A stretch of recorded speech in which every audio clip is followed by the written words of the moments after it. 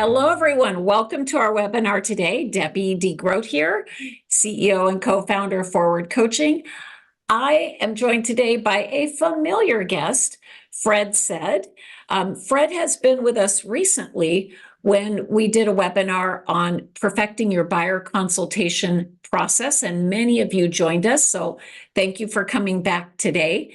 And if you would do us a favor, type name and maybe where you're from, or even if there's some question in your mind that you're hoping to get answered today when it comes to managing these buyers and your buyer broker agreements. So please feel free. Awesome. I see some very familiar names. Welcome back. And good to see. Hey, Jan, welcome back. Good to see you here again today. Okay, so we're going to get this party started, guys. We're going to have a lot of fun today. So this is really what you would call hot off the press, because I woke up the other night and I was thinking about the fact that now that we have these buyer broker agreements with a clear compensation built in, it's really if I'm not sure if this is the appropriate word, Fred, but it's really like a commodity, just like a listing is. Mm-hmm. Right, Fred? Because when you take a listing, probably 90% plus of the time, it's going to get sold. You're going to get paid. But in the past, if you weren't using buyer broker agreements, you were never assured you were going to get paid, right? Right, 100%. But now it really is like a buyer listing. Yeah. But if we're not careful, we could let some of these fall through the cracks. Yeah. We could let some of these agreements expire. So we want to talk to you today about managing those agreements, also moving your buyers forward. So I don't want to take a lot of time for introduction. Most of you guys know who I am, CEO and co-founder of Forward Coaching. And I always say we learn things the hard way so we can help you cheat and do it a bit easier. And Fred, I shared with them before, 25 years ago, I was getting these buyer broker agreements signed because I was working with so many buyers. And I made a lot of mistakes in how I didn't manage those well. And that's why we want to share with them today some best practices. Because Fred, I know that your team does, out of your 165 transactions in a year, how many of those would you guess would be buyer sides? Yeah, great question. We're actually at year to date, as of January 1st till now, where I think we're at 196 units already and 145 million. And like 55% are buy side, 45% are list side. Okay. So the reason I invited Fred is I want a very from the street perspective about what they're doing and even struggling with, right, in real time. And I know that many of you across the country, before the change in the NAR ruling, you are already required to have buyer representation agreement. I totally get that. It's just that now it's a lot more formal, where certain new mandates and how long those agreements can be for. Right. Those might vary potentially a bit state to state. It's always a little cloudy because it's a little bit different here and there, but lots of dynamics around it that I think are a bit more intense. Yep. So just like the last time together with Fred, we talked about cleaning up our presentation, our value prop, and our approach to getting that agreement signed. Today, we're going to assume you have that agreement signed. Mm-hmm. Now, how do you make sure you turn that into a valuable commodity? And more importantly, that you help that client achieve the goal that they have set. Right. So, Fred, we should do a quick reminder, though. Yeah. You don't just go from 0 to 60, right? So when you have somebody call you a buyer, you're not just saying, hey, you got to come in here and sign an agreement. We need to get them in for that consult. So any few thoughts you want to start us off with there, and then we'll move into once they have that agreement? Yeah, 100%. So The mindset always is, ladies and gentlemen, we talked about this for the past year, honestly, when it came down to these changes that happened, was you got to treat buyers as if you treat listings. Number one, before you even work with anybody. So as valuable as a listing agreement is signed, buyer rep agreements should be identical in the processes that Debbie and I will talk after that. You will never have that opportunity to get a buyer listing signed if you don't do a buyer consultation and provide value. So when you talk to a consumer from an open house, a referral, online, cold call, wherever it is, Mr. and Mrs. Buyer, what I'd like to do is, there's been so many changes in our industry and the market is always going up and down in so many ways that I want to take 30 to 45 minutes and I want to do a Zoom or a face-to-face consultation that we call a buyer consultation, so we can go in depth as to why we're the exclusive agent that you should be working with on this next purchase of your home. You have time later today or tomorrow? So there has to be something that says, I'm going to provide value. We have to get together. Markets change. Please meet with me. Zoom face-to-face. Then you get on that consultation. You build rapport. You pitch your presentation. Hopefully you have one. Right. And then you go over your state's buyer rep agreement and explain that there has to be some sort of an agreement signed between us for us to be able to work together on this next purchase of your dream home. Yeah, and just a quick review, just taking it back a second. When you think about the process, what I found over years to work best, Fred, and I'd love to hear your thoughts on this, is that first step in that consult is a deep dive into their motivation. Yeah. You know, what are they trying to accomplish? What concerns them about the process? What's the lifestyle changes they're looking to achieve? Then getting into the beds and baths, because that really sets a good foundation of rapport. Then we can move into discussing, if you will, your home search services. What are you going to do that's providing value and is going to help them make this process easier? The lender, the affiliates, the people you can bring to the table that are vetted, that can serve them well. You know, what is that you do for them? And then the part 3 is really moving into discussing their options around your fee and what it means to work together based on the new forms and documents. And that was always my flow, Fred. Do you have anything different you would add to that? No, I mean, we start off with the needs analysis, which is basically what they're looking for, what are their goals, what are their motivations, bedroom, bath, square footage, etc. Are they approved? Are they cash? Have they worked with an agent before they weren't happy with? Why weren't you happy? What did they do you didn't like? Asking these basic questions. And I'll go back to the basic thing. There's 2 ways, ladies and gentlemen, y'all can do a buyer consultation in 2024 and 2025. You can have a presentation ready to go, which will set you apart, or you can literally have a piece of paper and a pen and just take notes and do a verbal consultation. Now, there's nothing wrong with either one. The fact that you're doing a consultation, that alone sets you apart from everybody else. Right. If you want to take it a step further and truly be a professional, right, real estate professional, then you do a actual presentation that you have ready to go, either printed out or in some sort of PDF or slides, and then the wow factor happens when they're interviewing other people. But yeah, the flow is very similar. Yeah, and I think the thing about having actually something to show them it is the wow factor. Many agents that they might speak with will not have that. Right. 67% of the world is visual learners. So when they hear it and they see it, it has more impact. And in general, as human beings, we feel more secure in big decisions when there's a process, a path, and a plan. So a lot of you have been getting by for years on your charm, and that's great. Fred is very charming, but he also has that process. And so quick little tip too, you can Google NAR 107 ways, and they have a report for you that gives you a little list of all the great things that you do when you work with a buyer.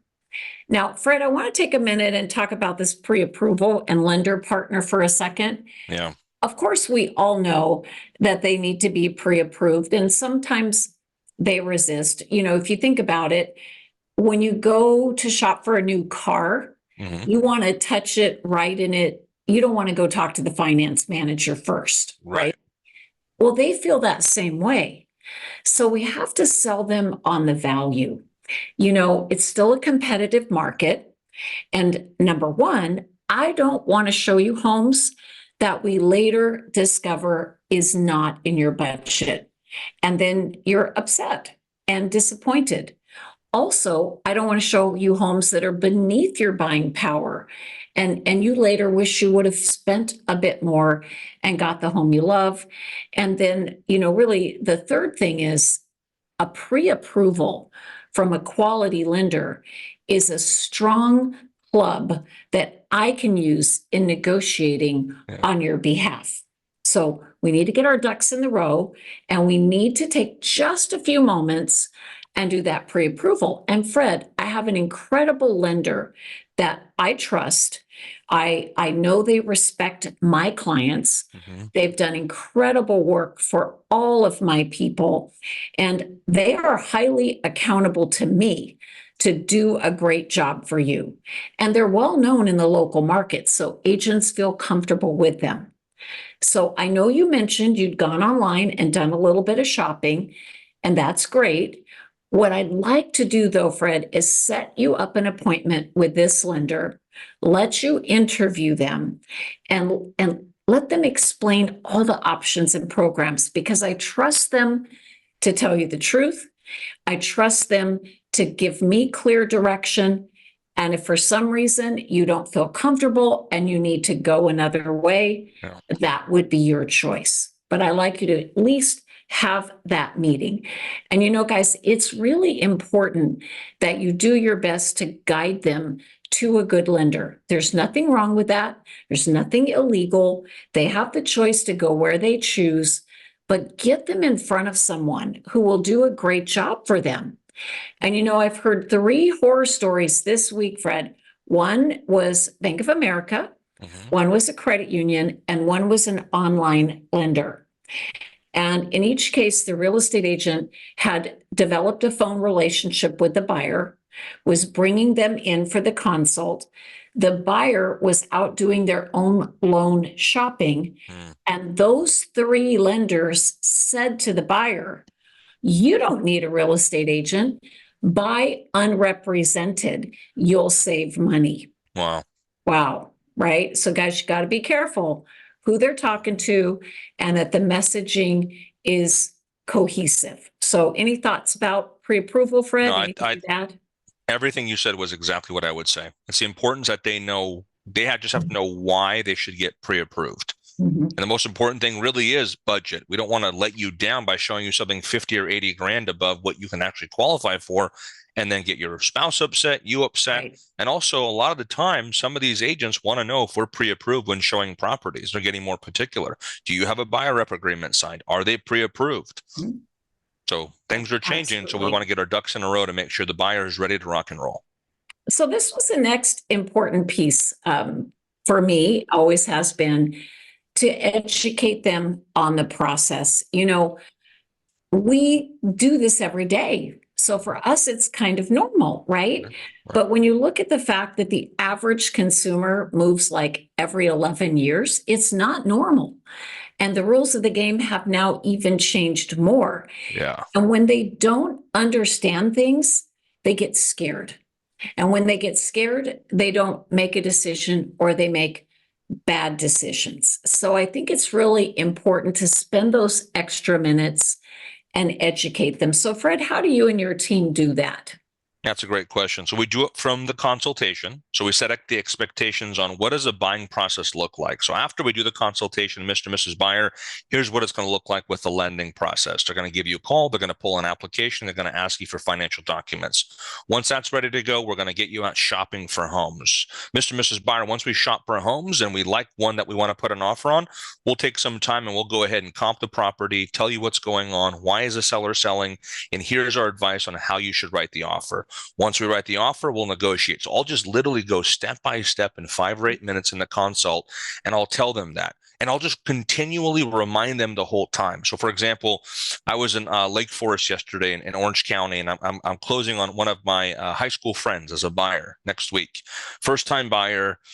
that this is a miracle transaction, honestly. Didn't have that much down payment. We got a down payment assistant program, great lender that had the product, like unbelievable. And even though we're closing next week, she's like, do I get keys today? I said, well, no. Remember, I reminded you, this is what we have to do. We still got to go sign loan documents. You got to wire additional funds. Then we'll close on Monday. Then we'll get the keys at 6. I had to remind her again of the final steps because they have a lot going on in life, especially if they're a first-time buyer. So it's a continual reminder and education of what the buying process looks like. I admit at times, and tell me, go and chat and tell me if you're like me, sometimes I might get frustrated with a buyer if they're asking the same question over and over again. And I'm like, didn't we talk about this? But I have to go back and say, hold on, Fred, I'm the professional. They're the first timer.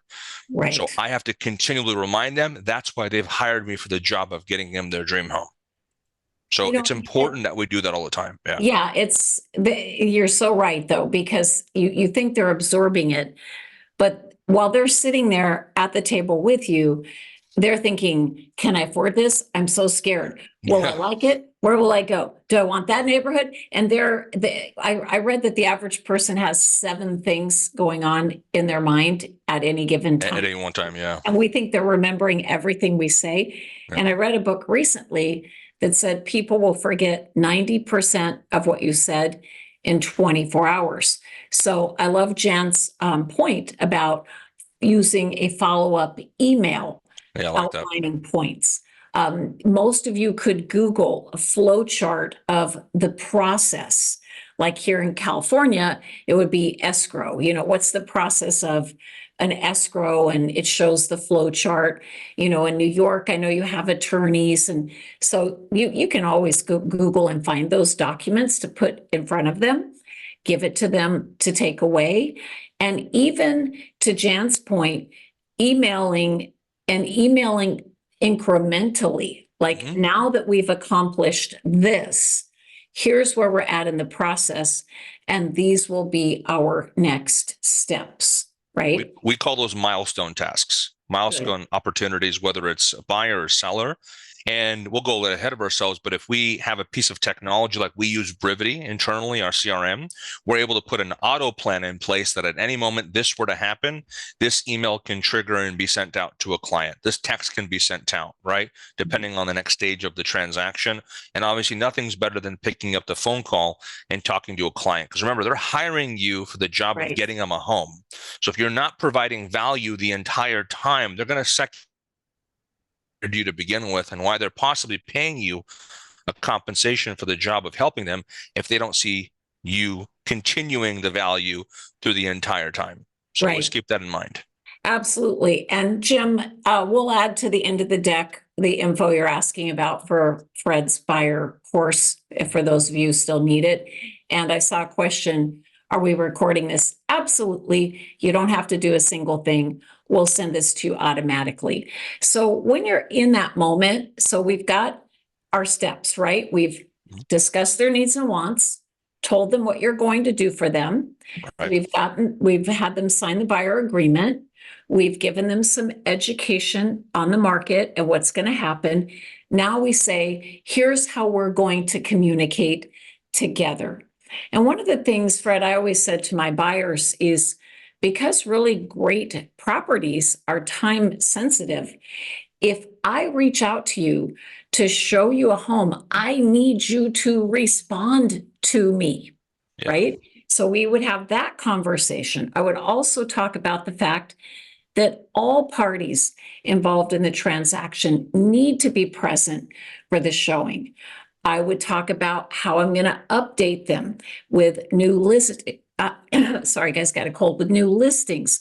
I would also ask them to be sure to let me know if anything changes in their world. So I wanted them to know how we should be communicating and working together, right? And I think that's a critical piece. And in the buyer side, which is a little different than the seller side, it's weighted a little heavier on them to respond to you, right? Because otherwise they lose these great properties. Right. Well said. So then, but let's talk about the communication so we talked about expectations, reviewing the forms. Okay, good. We've already talked about that. how they need to be a good partner.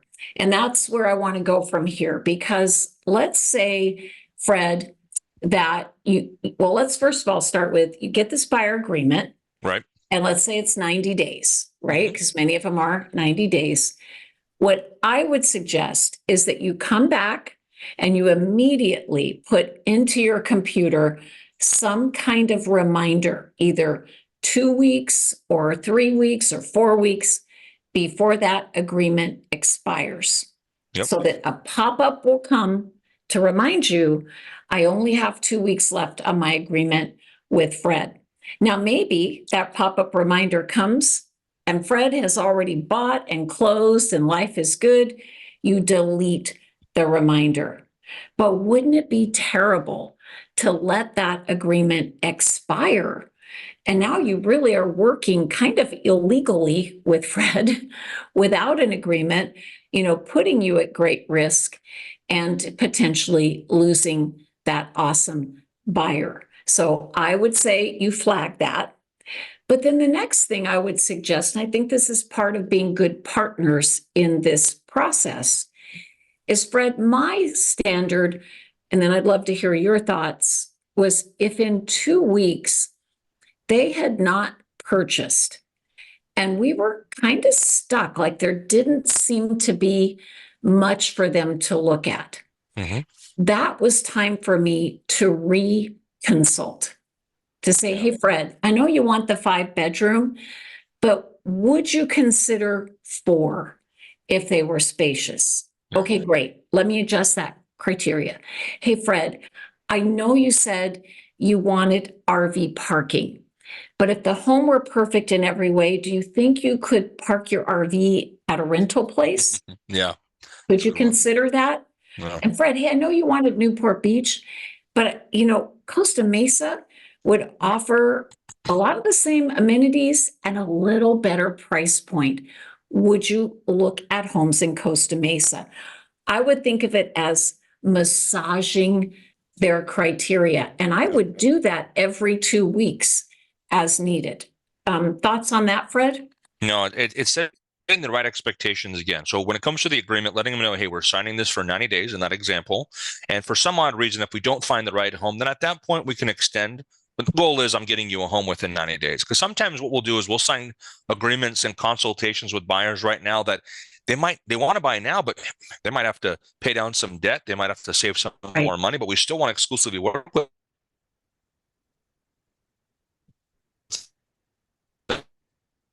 Oops, Fred, you're buffering a little bit. We lost you there for a second.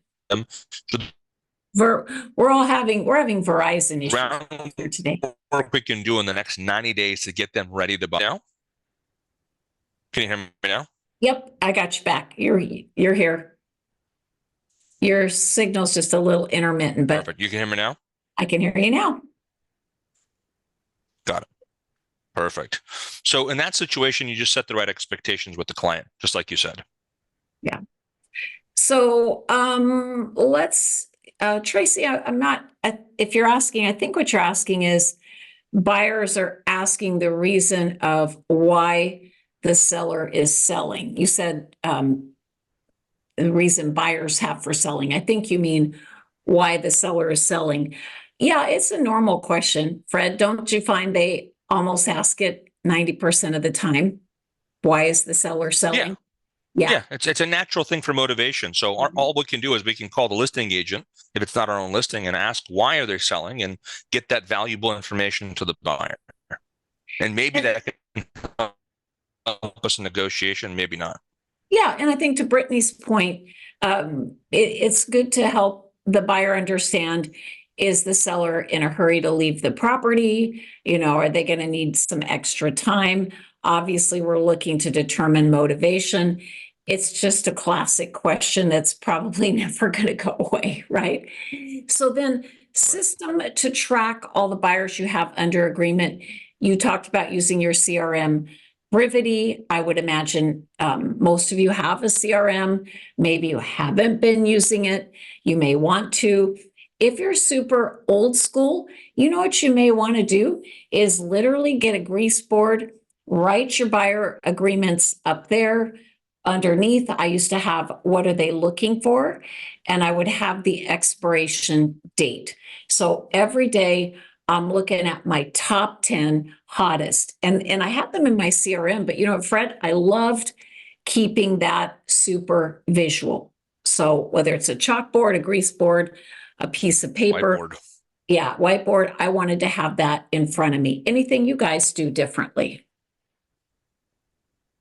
No, we use our CRM, which we talked about, right? Brevity.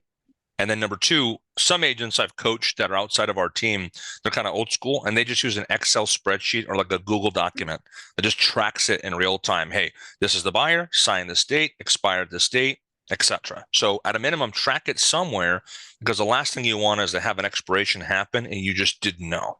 Right. Right. Yeah, That'd be really bad. absolutely. And we're always going to be looking to turn that short-term agreement into a longer relationship. So if you're a complete stranger to me and I explain to show you this home, we would at least need to sign the agreement to see this home. And it's a way for you to, in a sense, test drive my service. And once we view that home, if you purchase it, great, we're done. That's all good. If you choose not to purchase it, but you like me and you want to continue to work with me, I'll explain our services, our benefits, and we can talk about how we can have a longer term relationship. Now, Fred, it's up to you. We could sign a new agreement every single time we see a house. That just might get a little bit annoying. So it probably, if we choose to work together, would make sense to enter into a longer relationship. Any different scripting, Fred, that you would use? That's what we do as well. So at least in California, we have two types of documents that we're using. One's called the property showing agreement, which is just for that one house. And the other one's obviously a buyer broker or buyer rep agreement. So sometimes we'll use that we call a property showing document to at least legally show them that one house, build a relationship, do maybe an impromptu consultation at that house if they're really busy, and then pitch to them and show the value of why it's beneficial for them to exclusively work with us, right? Yeah. The goal is ultimately to, yes, get an exclusive agreement so that we can work together for this period of time. So you know that by you working hard, that there is obviously revenue for you and your family at the end of that relationship, and also achieving the goal of that person of getting them the house that they're looking for as well. So Yeah, that's so the ultimate goal.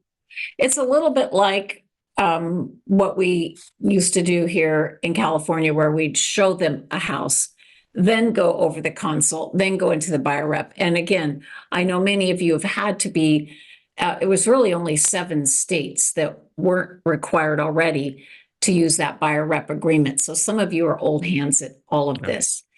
Then the bi-monthly touch base, as we already talked about, criteria, modifications, changes in motivation or timeline, always are good questions to ask.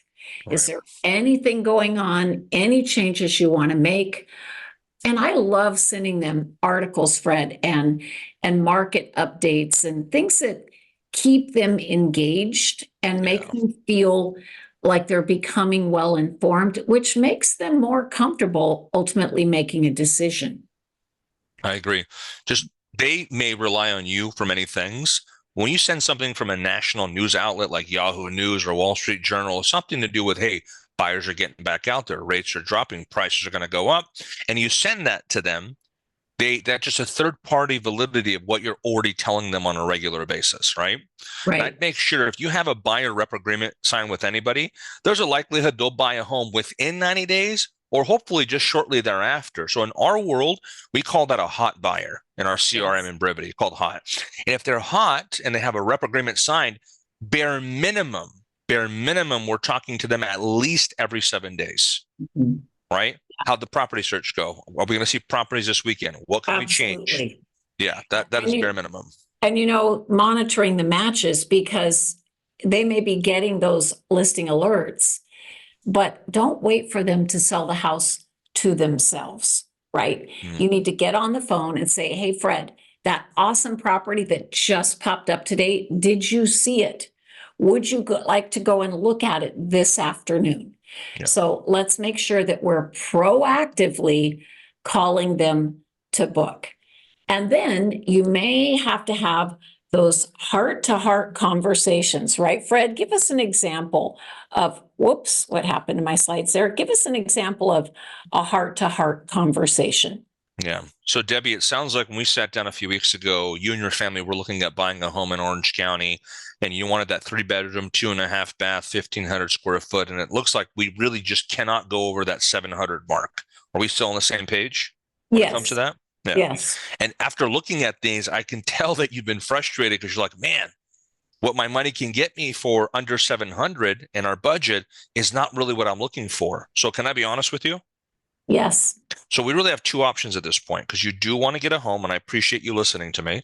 Number one, we're just going to have to be okay if we have to stick to our budget and it's non-negotiable with what we can get. And understand that by you buying this property, putting some money into it, holding it for the next 4 or 7 years, you're naturally going to gain some equity, and we can go to the next step of maybe a detached home after that. Or if you're like, there's no way I'm going to buy this type of home, I'll rent the rest of my life, then we're probably going to have to increase our budget and find a solution.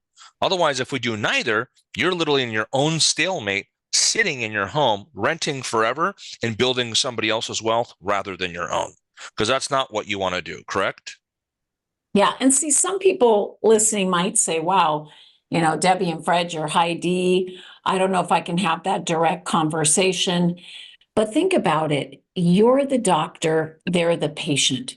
You have to tell them what they need to do to have a successful outcome. And it's not about pushing them, it's about explaining the reality. And it could even look like, for example, Fred, that they're not making quality offers. And that you need to have a conversation to say, I've done what you've asked on the last 3 offers, and you're going in too low. Yeah. And in our market, that's not going to win you the home. So if we're going to get a home, then here's what we're going to need to change about our approach, right? So it's just being at that heart-to-heart realistic. And of course, we're going to look for those moments where you just wow them. This does not have to wait until the close. You get their offer accepted. There were 5 others. Things are, you knock it out of the park. You negotiate the golf cart thrown in, whatever. And they're so grateful. That's the perfect moment to say, I'm so glad you're happy. Yeah. I want to be your agent for life. And I want you to feel good sending all your friends and family to me. Is there anyone today who might just need to talk to me, who might need my help? I'd love to meet them. So look for those wow moments. But Fred, speaking of wow moment, so here's something that I've seen happen. And I'm sure in the past, I made this mistake too. I can think of a couple of times in my mind, for sure, that I did, where, over the course of this consult and achieving, getting that offer accepted, so much rapport is built. And those people are so imprinted and attached to you. Then it goes, pending status, and you're done. Like they might talk to your TC or your VA or your admin, and suddenly you're out, you're done. You maybe talk to them a couple times, and they feel neglected. Like, well, clearly all he cared about or she cared about is getting a paycheck. And then even worse, the deal closes and they never hear from you again. So remember, respect that relationship. Fred, what did you say? How often you guys contact them? 7 days at minimum. Okay, so continue that on through the pending process, even if you have nothing to update them on. Just check in with them. Then once it closes, that thank you call, then I like to set a trigger to call them in 30 days. How are they doing? Then to call them in 60 days, and then to put them on that 90-day rotation of coming up for me to reach out. Because at that end, I'm going to say, hey, Fred, I want to tell you I so enjoyed working with you. I appreciate you choosing me. I know you had a lot of options. And Fred, I want to be your agent for life. I want you to send all your friends and family my way. That would be fantastic. Love to help them. And I'm going to commit to staying in touch with you every quarter. For the rest of our lives, Fred, you're stuck with me because I want to keep you in touch with the market and answer your questions. Fred, are you okay with me doing that for you? Absolutely. Now, and Fred, here's the great thing. If I've made this promise, now when I'm going to call them in 90 days, it's not awkward because I'm saying, Fred, I promised you that I would connect. And so I'm keeping my commitment. And then, Fred, I know you guys using Brivity, you put them on market reports and all that good stuff too, right? So they're getting those touches. So, Jim, you'd asked about Fred's course. So I threw the slide in here for you. Fred created an advanced buyer systems course. It really literally covers A to Z of everything you need to know to work effectively with buyers. It's brand new, so it's not old material we dusted off the shelf. It's one fee, $397. There are some discounts you'll see if you're a forward coaching client. You will get a discount on that if you happen to be with us today. Just let my team know. I think Jess might be popping up the link here, but if we don't pop up, there you go. Message us in the chat. So if you're a forward client or with Place, just type into the chat box that you'd like my staff to contact you. Also, if you're a Brivity customer or a Land Voice customer, because you're all part of that same group that get the discount. For the rest of you, it's $397. When you scan that QR code, it will give you all the info. Fred, how many modules are there in the course? So there's 8 recorded modules, and it's in what we call our learning management system. So it's not live. You could do it in your time when you'd like on demand. And we go through everything we talked about today and everything from how to generate buyer leads, where to generate buyer leads, the entire consultation. You get a copy of my buyer consultation packet that we use, and then how do you show properties effectively, get offers accepted. And once it's all done, like we talked about a second ago, how do we generate referrals from these individuals and go from there? It's a great course at a nominal fee. And if you need access to me as well during that time, you'll definitely get that there as well. Yes. And Ellie, yes, a Land Voice customer, there is a discount for you as well. And also, Fred, we will leave that course open for 8 weeks. Plus an additional 45 days. Yeah. So that way, if you guys say, oh my gosh, what if I run out of time? And you can watch them as fast as you would like, or you can watch one a week, whatever is best for you. So Fred, thank you for joining us today. Is there any last minute thoughts you want to add? Tips? And I think we answered all the questions in the chat box. Yeah. But while you're looking, I'll just say a couple of things for y'all before you hang up. So go back to what we talked about earlier. This is so important for those I've never talked to, for those that maybe I've talked to before, I've coached, or you've been on our conversations. Just remember that buyer rep agreements and buyers you're working with should be treated like they are a listing from a seller in your career. When you have that mentality, then you're like, you know what? I got to take care of these people. I have to talk to them regularly. I have to provide value. Think about it. If you took a seller listing today and you just said, okay, cool, I'm never going to talk to you ever again, or in 2 months I might, what's going to happen? That seller's going to be knocking on your door saying, I want to cancel. I don't want to work with you ever again. So you have to keep that in the back of your head, and you got to provide basic professionalism along with what we have in this course and what Debbie and I talked about today, and making sure that you are succeeding in getting them the home, giving them quality service, getting referrals thereafter, and continuing to grow your buyer-based business based off some really simple business practices that we're talking about today. And a year from now, if you do it right, it'll all seem normal, right? And a predictable process produces a predictable result. And that's what we want for all of you. And you've got the last quarter of the year to really get this into great shape and be ready for 2025 to prosper, right? So thank you all for joining us. I hope you have some good tips, takeaways, and that this inspires you to really own that role as the wise advisor. And my last thing I'll close with, Fred, my favorite little affirmation I made up for myself years ago.